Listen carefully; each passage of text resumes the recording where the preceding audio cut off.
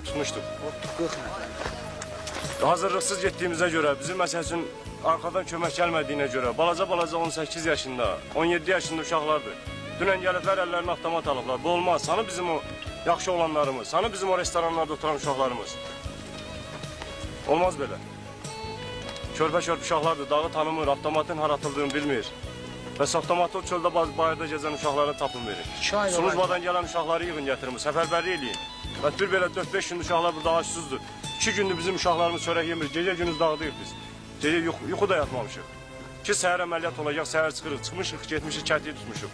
Kətikdən daha nəsyaran da bizimki idi, başqası da bizimki idi, kömək olsaydı, hər bir şey. Olmaz axı belə.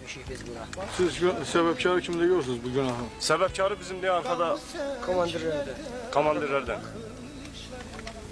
O Allah rəhmət eləsin. Bəyimiz Allah verdi, bəyim rəhmətə getdiyinə görə heç kəs komandiri təmiz boynuna götürüb bizi şey eləyə bilmir. Allah rəhmət eləsin. Onun ölməyinə bizim bax belə başsızlığımız. Lap saatları bəlkə də harada olsa Xocalıya kimi, Xocalı yolunun üstünə kimi biz getməliydik. Komandirimiz Nadirdir, bax orada var idi, Tərxan var idi, başqa uşaqlarımız vardı.